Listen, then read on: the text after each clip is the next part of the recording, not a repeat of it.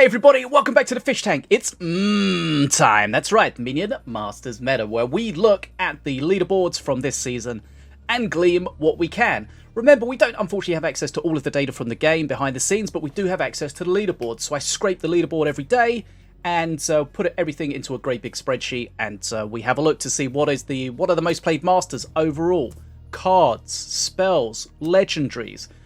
We look at them broken down to the different game modes, 1v1, 2v2 pre-mates, and of course 2v2 randoms. We got some new stuff today as well, thanks for all the feedback that we've been getting previously.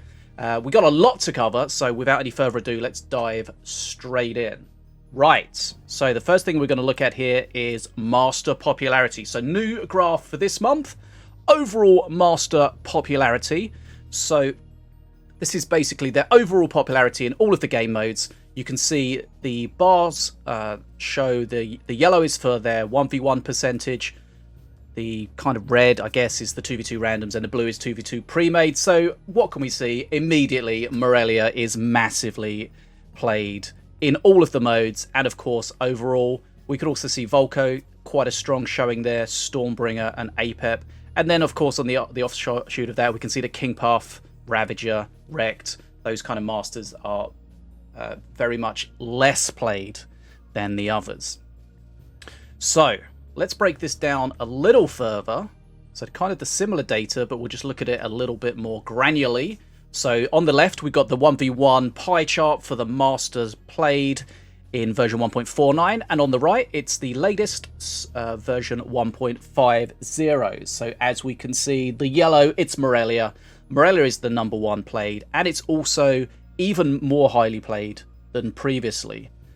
We can see that there's been a drop-off through MORDAR and VOLCO. So MORDAR dropping 10%, VOLCO dropping 4%, and Stormbringer having an increase of 5%, plus VALORIAN having an increase as well. What can we say about those? Well, potentially the MORDAR and VOLCO drop-offs could be because Shrumama Shumi is no longer meta, and that was a card that was definitely played with MORDAR and VOLCO. VALORIAN, as we said, has seen a bit of an uptick, and that could be because that his perk 1, the Searing Light, has gone from a cycle-based to a timer-based perk, which I think we all agree is probably a buff. If I remember correctly, there was a little bit of confusion whether it was 25 or 30 seconds. I think it's 30 seconds, but it seems decent at the moment. And again, looking at the average mana cost, we're still at about 3.8. New players, average mana cost between 3 and 4.5. You're not really going to go wrong. Obviously, you can go outside of those. The cheaper your deck is, the harder it's going to be able to be played. And of course, some masters will cope with heavier decks, like MORDAR, for example. Okay, so that's the 1v1 master popularity. Let's have a look at the 2v2 randoms master popularity. And again, Morellia is dominating, but not dominating quite as much as before. So we've seen APEP having a decent uptick. Remember, APEP was bugged at the start of last season, so that kind of put off a lot of people from playing APEP. So APEP's up 7%, DIONA's up 3%, Stormbringer dropping off 8%, and again, VOLCO dropping off 3%. Again, potentially Shrumama for the VOLCO change. But again, Morellia being the most played master, followed by APEP and Stormbringer. And again, mana cost average staying about the same, 3.8, 3.9. And then again, the same thing for 2v2 pre-mates. Here again, 1.49 on the left, 1.50 on the right. And we can see that Stormbringer was the master of choice in pre-mates last season, but this season Stormbringer's dropped off a little bit, and we can see Morellia is again the master of choice. So Morellia the master of choice in all game modes, it seems. So biggest increase, Morellia was 6%. RATBO's also seen a bit of an increase. VOLCO again dropping off again, probably because of Shrumama, and Stormbringer dropping off for some reason. So those are the changes. Remember, we're going to go through a lot of data today. We're going to go through it quite quickly, so hopefully we don't have too long of a video, because I know it gets a little bit boring. We're trying to be concise, but I do encourage you to pause, screenshot, go back, so you can digest the data in a little bit more detail. Right, so master popularity has been done. Next up, we have the rarity composition. This is always a bit of an eye-opener for new players.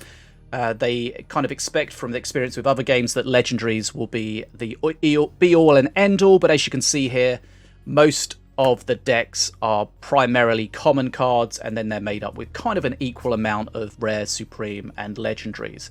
Now, the amount of common cards has dropped off. Has it dropped off? Let's have a look through. So it's gone up a little bit there. Yeah, so I guess the common cards have gone up a little bit, and the rares have gone up a bit in solos. But yeah, just really to take from that, a balanced deck has all rarity compositions in it, really. Right. Next up, faction composition. Now, if you played last season 1.49, you will have seen that Zenshi was everywhere because of Shruma Mashumi. So here we've got the top row is the current season, the bottom row is the previous season for comparative situations. So 1v1, biggest increase. We've seen Scrat and Sliver increase a little bit, but we've had a big Zenshi decrease. Zenshi the bright green, about 5% decrease there. Again, probably because of the Shruma Mashumi, and we'll see that quite a lot represented in quite a lot of different things. Small Outlander drop as well. But Voidborn's still the choice in solos. That's primarily driven by Korgoth and his invoke mechanic kind of demanding those Voidborn cards. So still Voidborn, Zenshi, and Outlander, and then Scrat. So they're kind of in the same, almost the same order as before, but Zenshi definitely dropping off as well. And then if we look at the middle for 2v2 randoms, so this has changed up quite a lot. Last season, Outlander was the top choice. Now, again, it seems to be Voidborn. So we've seen some big increases for Stoutheart. Not a surprise. This is a kind of a Stoutheart season. We've had 2 new Stoutheart cards in the season pass in the form of the the Frostberry Bringer, which is probably going to get a buff or a rebalance in the next patch. And, of course, the Highland Huntress, which we'll see when we have a look at the cards that have been played. So a decent increase in Stoutheart in both randoms and pre-made, so just in 2v2 in general. And, of course, Zenshi dropping off as we quite expect. So, for example, if we look at 2v2 pre-mades, last season Zenshi was the faction of choice, but as you can see, it's kind of really dropped off this season. So, really interesting to see one specific card, Shruma Mashumi, last season being very strong, pushing an entire faction to be the choice faction, and then small change. Remember, Shruma Mashumi can no longer be split with shields. That change kind of removed her from the meta and really removed Zenshi as the choice up there. Okay, so that's the faction composition that we've got for this season.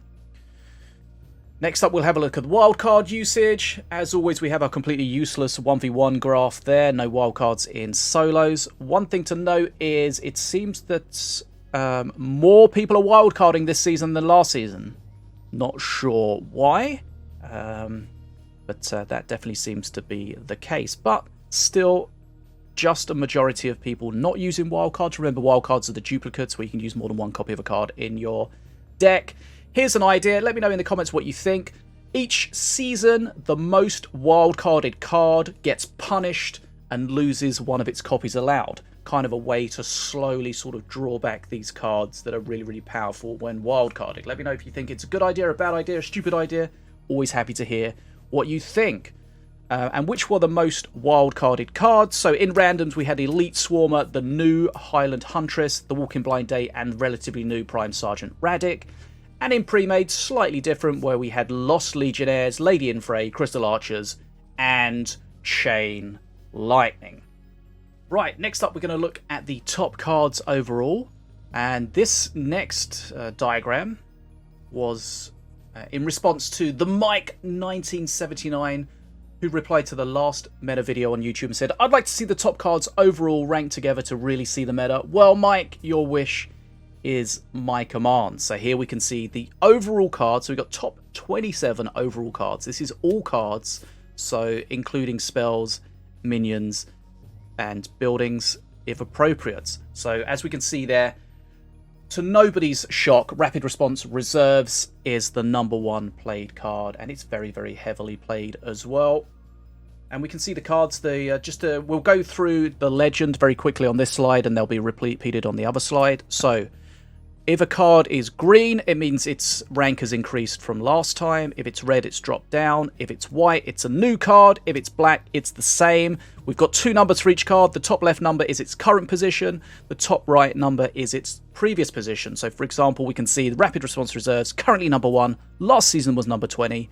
And it's green, so of course, it's more played than last time. So we can see not particularly many surprises here. So Rapid Response Reserves, Chain Lightning, we know it's a strong spell. Cleavers everywhere.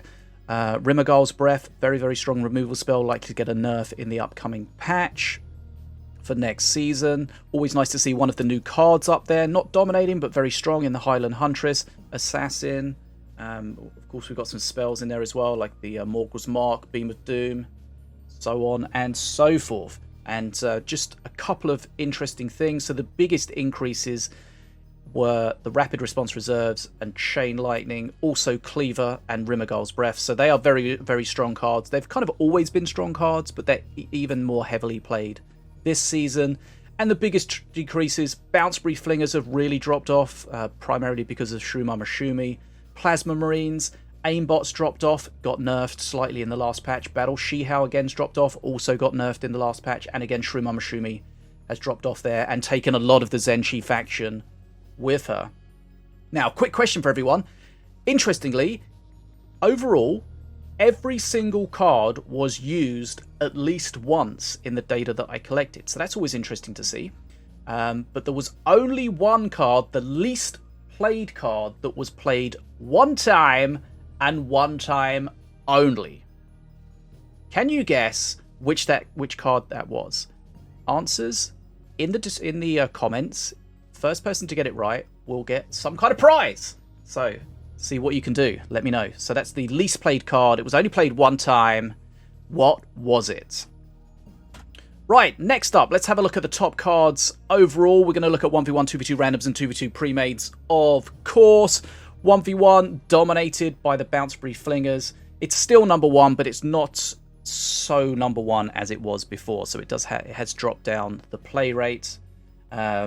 Shruma Mashumi, as always, has completely disappeared from solos here and taken the Shroom Puff, potentially Rock Rivals. Fergus dropped out from 1v1 as well. And notable 1v1 increases, including Ravenous Swarmers, Crossbow Guild, Jade Spark Watchers, and Ardera. So we'll see a bit more about Crossbow Guild when we get a little bit further forward and start looking at the different masters and what they have. So remember, Sapphire Pebble did get changed in the last patch, so we're really seeing it there. Cleaver, always a good removal spell. Jin Long, very strong legendary. Right, randoms. Again, we're going to see the Elite Swarmer everywhere. We know how strong that is, even though it got a little bit of a nerf fairly recently. So again, in 2v2 randoms, the Sapphire Pebble has gone up a lot, as you would expect. The Caber Tosser we're seeing more, because it's primarily because it's a Stout Heart season. And also the Wrecked Walker for some reason. And the drop-offs overall in 2v2 randoms, Plasma Marines dropping off, Bounceberry Flingers dropping off, Battle Shihao, as we said, nerfed, Shruma, and of course Shruma Mashumi taking the Zenshi faction with her. And again in pre-mates, we can see the Cleaver is the top card there, and it's one of the top 9 cards in all 3 modes. So the Cleaver, very, very strong, very, very meta. And just to go over the increases, notable increases that may or may not be in the top 9. So we've had the Caber Tosser, again, Stout Heart season, Scrat Tunnels and Blastmancer seeing more play. Are we getting more of a Swarm meta? Not kind of really, but maybe a little bit. And the big decreases, Bounceberry Flingers, Shroom Puff, Battle Shihao, and Shruma Mashumi. We're going to see that over and over again. Shruma Mashumi really dropping off. Battle Shihao, of course, got nerfed as well. Right, so those are the top non-spell cards. Next up, we'll look at the top spell cards. Right, so here we go. So, Rapid Response Reserves, top 1 or 2 in all modes. Nobody's surprised about that. Likely to get a small nerf in the upcoming patch, but probably isn't going to change too much. And interestingly, in solos, Rapid Response Reserves, the play rate was over twice Chain Lightning in second place. So that just shows you how strong Rapid Response Reserves is.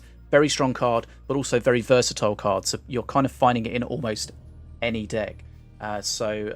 kind of notable increases for 1v1. Wheel of Doom's getting some more play rate, Blade Star and Call to Arms. And again, we'll see more about the Call to Arms a bit later.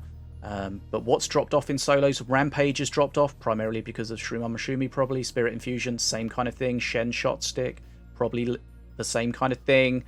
And the Beam of Doom. So a lot of Zenchi dropping out of favour in solos there.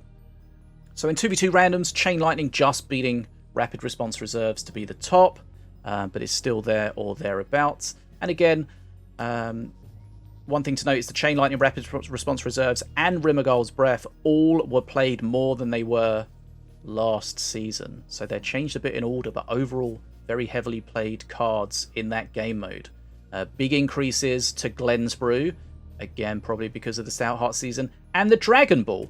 Unfortunately, the Dragon Ball play rate going up is because it's bugged and it's doing full face damage of 200 instead of 100. So, of course, people taking advantage of that, but that should be fixed in the next season. What's decreased in randoms? Arcane Bolt dropping off, Monitor Nats dropping off, probably means less Outlander stuff. Howling Moon, Morgul's Mark, and Spirit Infusion all kind of falling out of favour in randoms. And again, in pre-mates, Rapid Response Reserves, biggest increase by far over everything else. We can still see a lot of similar spells in all of the game modes, so if you're looking to craft some spells, these are going to be great ones that are going to be available to you in all sorts of game modes. Big increases to Mountain Gale and Glenn's Brew, not surprising there with the current season. Smite also getting some more play, and unfortunately Dragon Ball as well. Big decreases though for Beam of Doom. We can still see it's 6th, but it has dropped off. It was 2nd before. Morgul's Mark, Shen Shot Stick, and Ritual of Servitude falling out of favour in 2v2 pre-mates. Right, next up we're going to have a look at the Legendaries. So new players are obviously always wanting to get their hands on Legendaries, but remember in Minion Masters, Legendary doesn't mean strong, it means kind of unique. So the more unique a card is, the rarer it's likely to be. And remember, when we looked back at the different deck compositions with regards to rarity, you don't want a deck full of super rare cards, legendary cards. You want a nice balance of all of the different rarities. Right, but it's always fun to have a deck with the legendaries. I remember some legendaries are really deck specific. Some you can fit in a lot of decks. So things like Jing, you need a little bit of spell synergy, but not really too much, so that's pretty versatile again. Jolo can fit in almost any deck. Korgoth, Kernaf, sorry, always get those two confused, needs a bit of spell synergy as well. One thing to note, a few big movers when it comes to solos with legendaries. Fergus has dropped off, still 4th there, but no, sorry, that's Scotty. Fergus has dropped off. Shroomum has dropped off, as nobody's shocked by. Radic and Korgoth have dropped off. Ardera, Fanriel, Feng, and Caliph have all increased. So Feng, of course, got a buff in the last patch, so nice to see that being reflected a little bit there. And Ardera and Caliph showing that we're going to have some Empyrean decks for sure. Right, if we look in randoms, we can see Fergus is still the #1 card, same as it was last time, followed by Radic. Remember, Radic, one of the newer cards, so nice to see him getting some play. He's the guy that has the jump to move around, so quite a high skill card, so a fun card to play and tricky to play against. Sip Zapinator up there as well. Remember, it did get nerfed fairly recently, but still a very strongly played card. And then if we look at the big movers, big decreases to Razor Squadron, Arcane Bolt, Ruby, and Shroomummer, of course, and big increases to Gax, to Kernaf, to Malshar, and Urclaw. Urclaw likely to be because of the Stout Heart stuff this season. And again, in pre-mades, we can see we've got Fergus and Scotty at the top there. Zip Sapinator again. Jolo's in there. And again, the big movers, Shroomummer Shroomy falling off. Shen kind of falling off. Tass, Crackle, Doomcleaver, Ritual of Servitude falling off for pre-mades. And increases to Morgul, to Bolf, to Caliph, and to Urclaw. So those are the legendaries. So overall, Fergus is the #1 played legendary, Jinlong #2, and Jolo #3. So if you're desperate to craft a legendary, none of those will particularly go wrong. Jinlong needs a little bit of spell synergy and a little bit of skill to use, so keep that in mind. Right, so those are the legendaries that we've gone through. And of course now we're going to start breaking down a little bit more specifically to which cards work best with which masters. Few things to note here. We've added, and this was something that I think was in last month's as well, we've added the number of decks. The reason we have that there is because if there's very, very few decks, you can't really get a great idea of, there's just not much data there. So if we see a very low deck number, please keep that in mind, so that we don't miss too much, so we don't draw just conclusions that are not really based on too much data really. Okay, so we just have a look here at APEP. So a decent amount of decks for APEP. We did see that APEP's a decently played master now, not dominating like he was before, but lots of cheap cards there to grab bridges. We've got the DPS in solos from Scotty, and of course we've got the cleaver there in duos, and we can see the spells of choice. Chain Lightning, we've got Rimmergul's Breath in there as well. So these are, if you're looking to build an APEP deck, these are going to be some good cards. And a lot of the decks will have, a lot of the masters will have similar cards because, you know, they're not really specific. They do the same thing regardless of what master you're playing. Okay, so next up we have DIONA. DIONA and APEP, very similar, but seems like a lot of people are playing more of an aggro deck, an aggro setup with DIONA. Those traps really helping support some big pushes. Again, we've got cleavers in there. We've got the Chain Lightning. We've got high DPS units, and interestingly in randoms we've got the Gax, so that's definitely a strat that we're seeing quite a lot out there. Not as many decks as APEP, but a decent amount of decks from DIONA to give us an idea of the sort of things that they're playing. But lots of control cards, lots of split cards, and DPS cards of course. Next up we have King Path.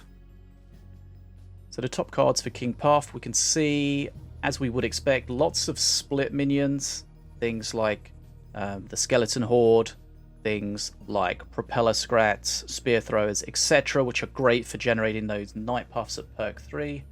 And of course we also want units that are going to pick up and get some good value from the perk 2 buffs. So Cleaver, for example, great with the Rage. We've got Fergus, same thing, also is going to enjoy the Spirit as well.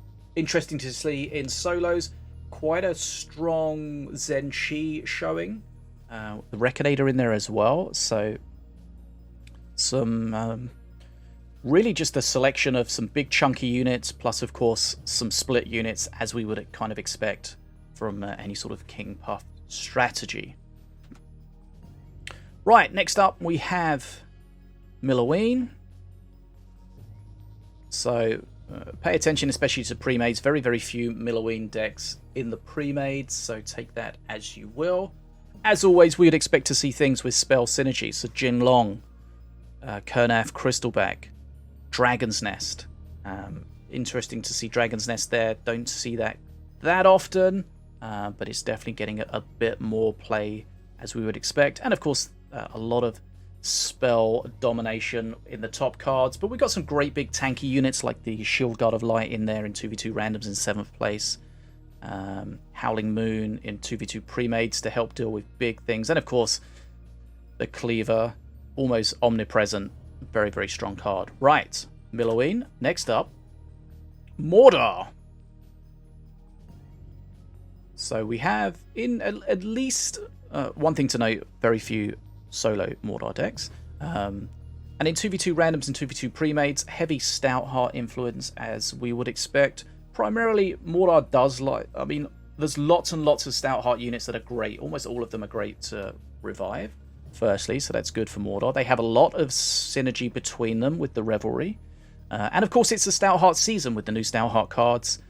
So whilst we don't see the new Stoutheart cards there, I'm sure they're contributing to it somewhere.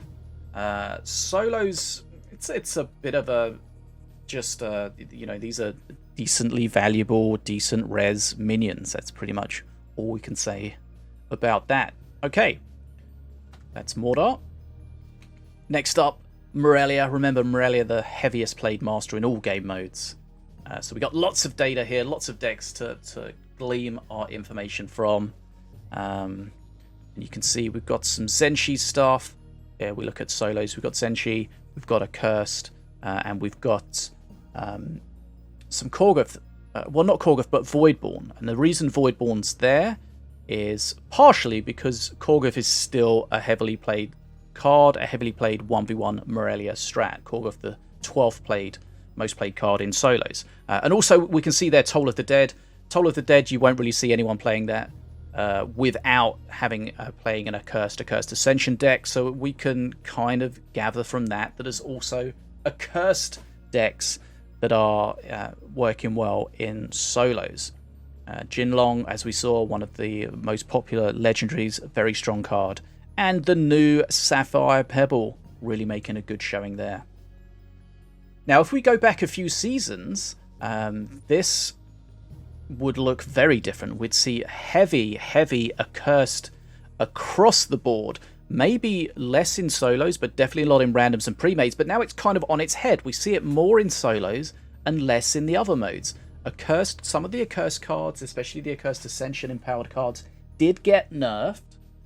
So that kind of can point towards that. The meta is kind of an aggro meta, especially since the bridge changes. That doesn't suit accursed too much. And there's potentially going to be some more accursed nerfs coming in the next patch. The PTR had a big nerf to Nirvir's Breath.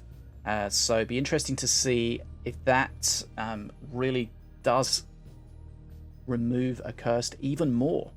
It's still there, but really not anywhere like it used to be.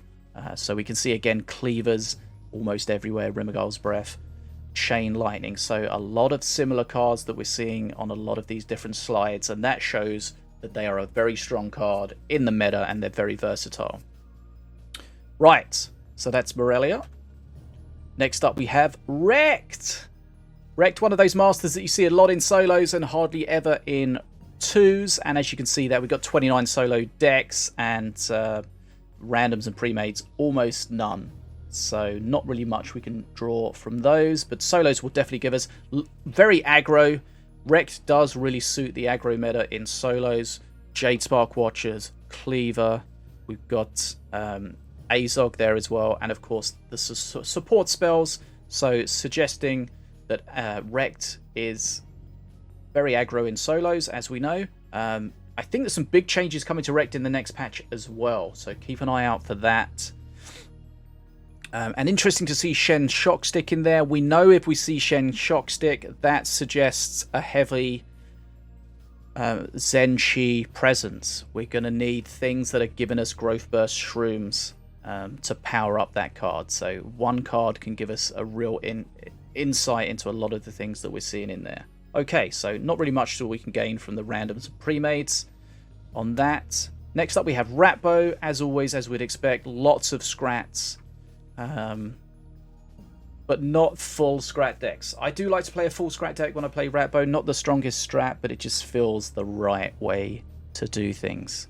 Annihilator, very heavily played card, I think. We're not seeing it quite so much in the leaderboards, but I think, speaking to FDM, I think he mentioned that the Annihilator was one of their highest played cards in the game, but maybe drops off a little bit at the higher ranks. So this is, as we can see, we've got a decent amount of RATBO decks to draw some information from here. We've got Horde cards, as we would expect, to power up that perk 2. MORDAR, lots of bridge control, just lots of valuable cards, really. And of course, more scrat cards. We've got the Boom Buggy in there for 2v2 pre-mates that does get the bonus of the Scrat Swarm with the marksmanship if you've got a lot of scratch, 5 scrats in the opponent's area. So interesting to see that there, but not scrats across the board, but a lot of them, as you would expect. Right, next up we have a look at Ravager. So not too many Ravager decks, 7 in solos, 6, and then 15 in pre-made. So not really too many, but we do see a strong Zenshi or Stoutheart influence on the decks. We definitely see some Ravager decks that are just full Zenshi decks, very powerful and very difficult to deal with that perk 1 and perk 3 push. So those cards give you a kind of an idea. Dragon Ball in there, remember it is currently bugged, so expect to see that probably drop off a lot next season, or at least be played very differently. Okay, so coming up after Ravager, we have SETTSU. So as we'd expect, we've got some decent spell synergy in here. But we don't see so many spell synergetic cards like we do with MILLOWEEN, for example. So Kernef, we're not seeing here. Jinglong, we're not seeing here in these top. They will be still played. But SETTSU doesn't really rely on that sort of overall spell synergy between the cards within the deck. It's all about the spell synergy with SETTSU at that perk 3. And as you can see here, Bridge Buddies is kind of the card of choice in almost every deck. So if you're building a SETTSU deck, you'd be foolish to go without that. Again, we see the Cleaver in there. In pre-mades, we've got a decent Zenshi splattering in the solos. And we're seeing a lot more Bladestar overall and specifically in SETTSU decks this season. Bladestar, of course, received a few changes, but it can still be massively valuable. I still need to get my hands on it and, well, just play it more, really, to get the huge value out of it. We see some massive Bladestars, but a lot of them are just wasted, so you just need to get that average value up for it to be great overall. Okay, next up we have Stormbringer. As we'd expect, lots of ranged units, lots of Outlander and Crystal units, but surprisingly, shockingly, Stormbringer in solos, Spawnbringer is back. So Spawnbringer, we're talking about using the spawner buildings, the Crossbow Guild and the Swarmer Totem. And we saw earlier an uptick in the Call to Arms, and here we see why it's being played in solos, primarily with Stormbringer decks. And you can see a lot of just the regular range units we'd expect, buildings as well. So nothing's changed really too much in solos, in pre-mades or randoms, but solos has changed a lot from just Stormbringer empowered units to the Spawnbringer strat, which is really annoying to play against, and I don't think anybody's too happy. Not really sure why that's come back. That's kind of just a strat that fell out of favor, and then somebody tried it again, it worked, and then suddenly here we are. Right, next up is VALORIAN. Remember, VALORIAN has had a bit of an uptick in play rate. His perk 1 going from cycle-based to timer-based has definitely helped. So a lot of the VALORIAN solo decks are Empyrean-based. We can see Ardera, the top played card in solos for a VALORIAN, and you're not really going to see Ardera outside of Empyrean decks if you're playing her. Ideally,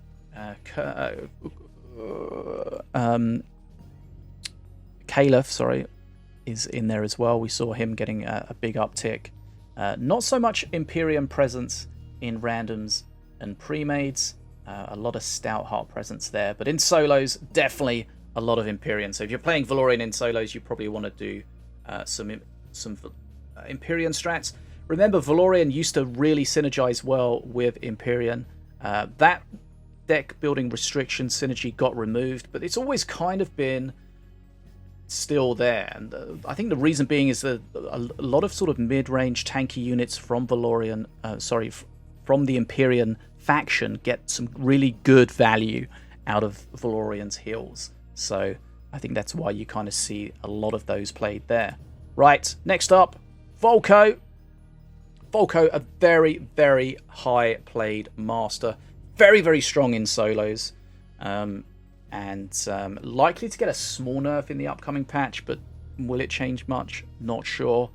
As we would expect, we see lots of heavy hitting cards. So it's with VOLCO and the Rage, you tend to have the cards that do a lot of damage in one hit are really, really valuable. So things like the Assassin or the Cleaver are way more valuable than like a Raged Ardera, for example, because it takes time for them to get the value out, and whilst they're killing something, the thing they're killing is getting value, whereas things like the Cleave and the Assassin, they just remove something immediately, and that's why we see them. Prowler, Cage Prowler, for example,